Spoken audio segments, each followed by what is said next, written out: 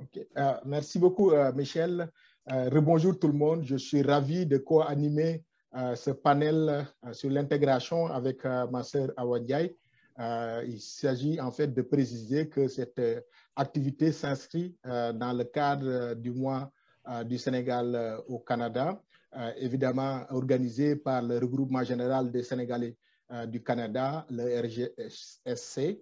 Je tiens à remercier et à féliciter Michel Abbas, le président, ainsi que son équipe, mais aussi Youbou Baldé, qui est le président du CA, et tous les autres membres du CA pour l'excellent travail qu'ils font, parce qu'on est dans un contexte où c'est important de dynamiser la vie associative dans un cadre où, en fait, le Québec, le Canada, ont en fait une tradition bien ancrée dans la culture du réseautage, bien ancrée aussi dans tout ce qu'on appelle la mobilisation des acteurs, puisque aussi la communauté sénégalaise ne cesse de grandir et puis on est fiers de l'arrivée des Sénégalais, des Africains, en tout cas de tous les immigrants, toutes origines confondues. Et c'est important aussi, en fait, de montrer que le mois de l'histoire du Noir, pas le mois de l'histoire des Noirs, mais le mois du Sénégal au Canada poursuit à juste titre trois objectifs, qui est en fait l'un des objectifs, c'est véritablement de participer au rayonnement du Sénégal au Canada, de favoriser aussi une solidarité entre les membres, mais aussi en fait de favoriser l'intégration de ces membres au sein de leur société d'accueil. Et c'est la raison pour laquelle nous pensons aujourd'hui que ce webinaire gratuit permettra à toutes les personnes immigrantes qui sont déjà établies au Canada, mais aussi aux entrepreneurs, aux étudiants, aux professionnels également qui veulent immigrer. On espère que ce webinaire leur permettra d'être mieux outillés pour affronter en fait le marché du travail. Et donc, sans plus tarder, en fait, je voudrais en fait vous donner l'élément ou en fait le plan de la présentation articulé en fait au niveau de 6 points. Dans un premier temps, on parlera un peu du contexte. Pourquoi on parle du contexte? Parce qu'on veut dresser un portrait actuel du marché du travail québécois et canadien, chiffres à l'appui, pour vous permettre de mieux comprendre la recherche d'emploi en contexte québécois et canadien. Deuxième chose, c'est de donner en fait une meilleure connaissance de soi et du marché du travail québécois. Pourquoi? C'est important en fait, avant d'aborder les réalités du marché du travail, de faire d'abord un plan d'action. Il y a un célèbre philosophe qui disait « Il n'y a pas de vent favorable pour celui qui ne sait pas où il va ». Et cette phrase célèbre de Sénèque nous rappelle l'importance de l'orientation, l'importance d'avoir une boussole qui nous permet de définir qu'est-ce qu'on veut faire, comment on va réussir à le faire et quels moyens on va utiliser également pour y arriver.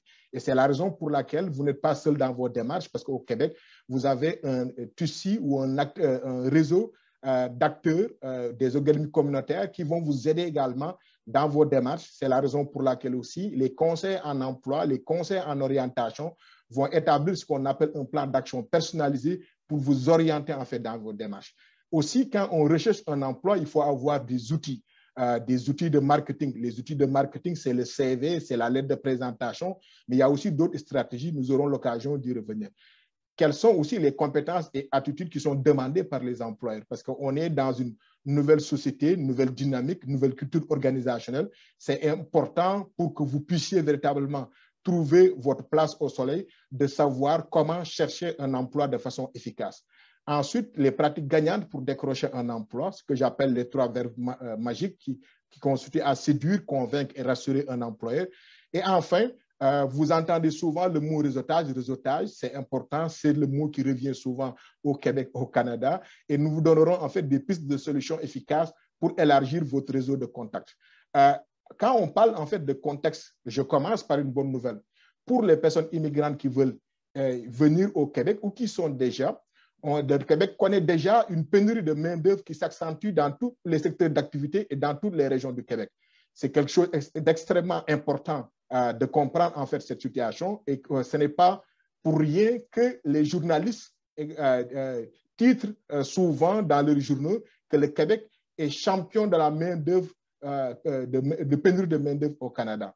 Et depuis quand même une dizaine, voire une quinzaine d'années, il y a un dynamisme de l'économie québécoise qui fait de telle sorte qu'il y a en fait beaucoup d'emplois, un taux de chômage historiquement bas également, et c'est la raison pour laquelle on recourt aussi à l'immigration. Donc, pour combler les postes qui sont justement nombreux au niveau du Québec, comme vous le voyez dans les statistiques, on parle de 280 000 postes au Québec au quatrième trimestre de 2021. Et là, si on se fie à l'enquête sur les postes vacants et les salaires.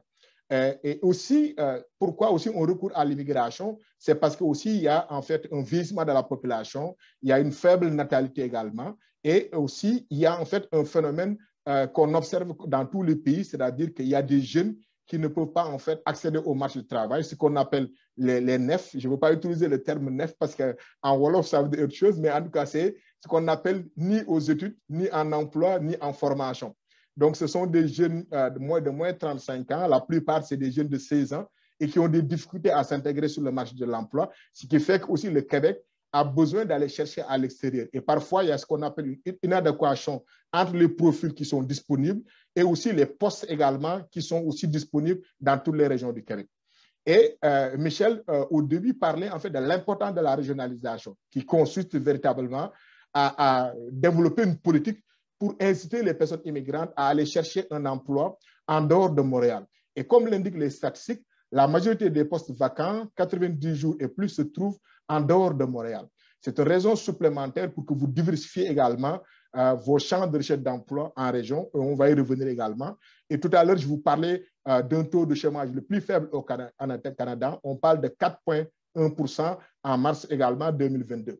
Le contexte aussi, c'est quoi? C'est que plus de 80% des emplois sont obtenus par des contacts directs. On parle souvent du marché caché de l'emploi, c'est-à-dire le bouche à oreille, qui est cette façon en fait d'avoir une information par une voie officieuse, mais qui est aussi importante aussi pour les chercheurs d'emploi parce que ce sont des emplois qui ne sont pas publiés et ce sont des emplois qu'on obtient parce qu'on a un réseau de contacts très bien développé. Mais ici, il ne faut pas faire une différence entre réseau et piston, un terme qu'on utilise chez nous. On a l'occasion aussi de montrer quelle est la différence entre réseau et piston.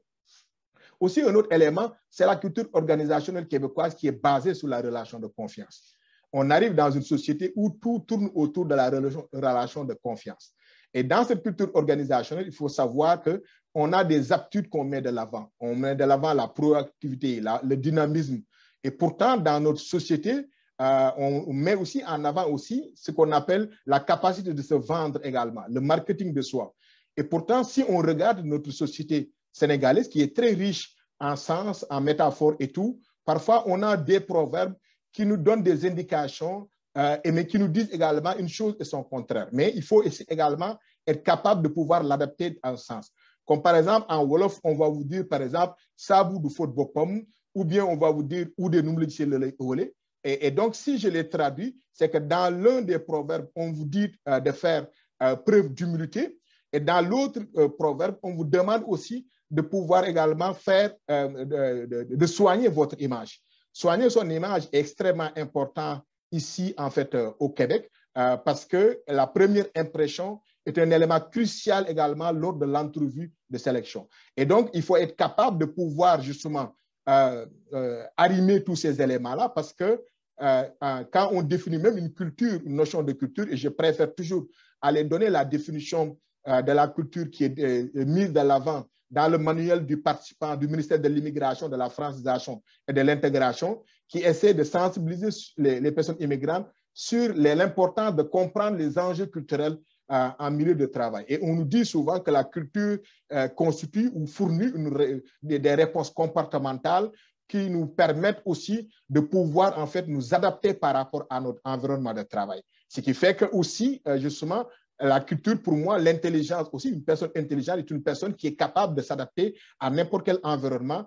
Et vous allez avoir aussi ces rhétoriques tout au long, en fait, du processus de recherche d'emploi au Québec, parce que les employeurs vont essayer de regarder si vous êtes capable de vous adapter à n'importe quel environnement. Aussi, une autre réalité, c'est que l'économie du Québec est une économie de petites et moyennes entreprises. 53% des entreprises québécoises comptent moins de 5 employés. Ça veut dire qu'ici, il y a quand même une contribution énorme des petites et moyennes entreprises. Donc, une personne immigrante qui a déjà travaillé dans son pays d'origine, dans des grandes entreprises, peut penser forcément que lorsqu'elle arrive au Québec, qu'elle va retrouver tout de suite un emploi dans une grande entreprise. Or que dans la plupart des cas, c'est des petites et moyennes entreprises. Ça n'exclut pas le fait qu'elles puissent obtenir un emploi plus tard dans une grande entreprise, mais il faut être conscient du fait que les petites et moyennes entreprises contribuent grandement à l'économie du Québec. Et aussi, la bonne nouvelle aussi pour, par exemple, les personnes immigrantes qui nous regardent ici au Canada ou qui sont aussi à l'extérieur également, la provenance de l'offre de main-d'œuvre à venir donne une indication justement sur le fait que l'immigration va continuer à jouer un rôle important au Québec, au Canada, dans les années à venir également. Et si vous regardez en fait ce graphique, vous voyez qu'on mise beaucoup sur des jeunes qui sont actuellement aux études, mais aussi sur les futures personnes immigrantes qui vont venir pour combler des postes d'ici 2030. Et on parle de 1,4 million de postes à combler d'ici 2030. Et déjà, quand on regarde l'année 2021-2025, on voit que la future population immigrante représente 19%. Mais si on va plus loin, en 2026-2030, on remarque quand même que la future population immigrante comptera véritablement 20% de la main-d'œuvre, ce qui demeure également une réalité. C'est pourquoi le Québec cible une immigration qui est centrée aussi sur les besoins de main-d'œuvre également. Donc, on aura l'occasion aussi de revenir parce que on ne peut pas tout dire dans une présentation, mais vos questions vous permettront certainement de revenir sur les profils qui sont en demande dans les secteurs d'activité et ce qu'on appelle aussi une liste de traitements simplifiés qui est une indication des postes également qui sont véritablement recherchés au niveau du travail.